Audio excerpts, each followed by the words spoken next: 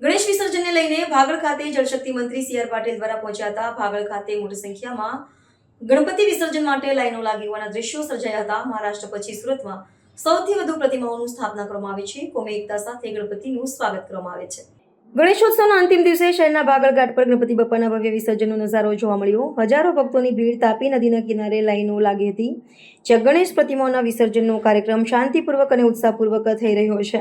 આ અવસરે કેન્દ્રના જળશક્તિ મંત્રી સી આર પાટીલ ઘાટ પર પહોંચીને વ્યવસ્થાઓની જાતે સમીક્ષા કરી હતી।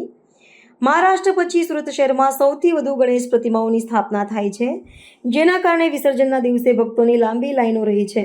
ભાગળ 4 રસ્તા પર પણ વિસર્જન માટે આવેલા લોકોની લાંબી કતારો જોવાઈ હતી, જેમાં ભક્તોનો ઉત્સાહ અને ધીરજ નજરે પડી હતી। મંત્રી પાટીલે કહ્યું, ગણપતિ બાપાના સ્વાગત અને વિદાયમાં સુરતવાસીઓએ કોમી એકતા અને ભાઈચારાનો જે ઉત્કૃષ્ટ ઉદાહરણ પેદા કર્યો છે તે પ્રશંસનીય છે। આપ સૌનો સહયોગ જળવાઈ રહે તેમ જરૂરી છે।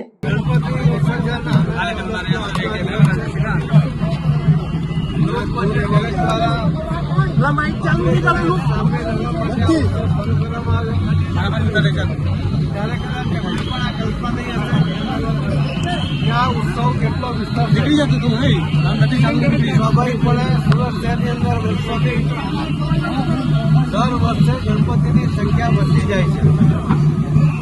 સુરતમાં લગભગ 80,000થી વધુ ગણપતિ નોંધાયેલા છે અને એનું આજે વિસર્જન કરવાના છે। આ ગણપતિ ઉત્સવની અંદર યુવાનો, વૃદ્ધો, વડીલો, બાળકો સહિત બધા જ ઉમંગભેર ભાગ લેતા હોય છે અને રોડની બંને સાઈડ પોતે પોતાનો નાસ્તો પણ ઘરથી લાવીને આ બેસીને ગણપતિની પ્રતિમાઓના જોઈને એમને દર્શન કરતા હોય છે। આ ગણેશ ઉત્સવ એક ધાર્મિક લાગણી હોવા છતાં પણ એને ઉત્સવ તરીકે ઉજવવામાં આવે છે। એટલા જ માટે મારે સુરતના શહેરીજનોને અને ગુજરાતના સૌ ભાઈ બહેનોને વિનંતી પણ કરવાના છે કે ગણેશ ઉત્સવની ઉજવણીમાં ઉન્માદ અને સ્થાન નહીં હોવું જોઈએ। ધાર્મિકતાને સ્થાન સંપૂર્ણપણે આપવું, એના માટે સુલેહ શાંતિ જળવાય એના પણ પ્રયત્ન બધાએ કરવા જોઈએ। મને વિશ્વાસ છે આટલા વર્ષોથી સુરત સહિત ગુજરાતની અંદર પણ હજારોની સંખ્યામાં ગણપતિની સ્થાપના કરીને 10 દિવસ તેની પૂજા અર્ચના કર્યા પછી જ્યારે આપણે એના વિસર્જન તરફ જઈ રહ્યા છીએ ત્યારે આનંદ 14નો દિવસ વિસર્જનનો હોય છે, એટલે રાત્રે 12 વાગ્યા પહેલા જ આ વિસર્જન થઈ જાય એના માટેનો આપણે પ્રયત્ન કરવો કામગીરી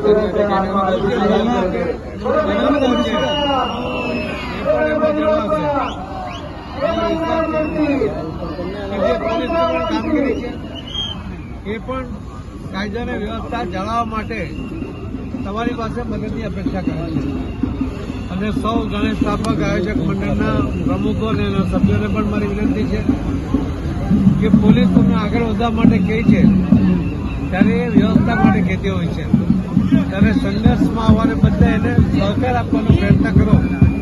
આ ઉત્સવ આપણો છે અને એને શાંતિપૂર્વક ઉજવવો એની જવાબદારી પણ આપણી છે। સૌ આપણે સાથે મળીને આ ગણપતિ વિસર્જનના ઉત્સવને આનંદપૂર્વક, ઉત્સાહપૂર્વક, શાંતિપૂર્વક એની ઉજવણી કરીએ।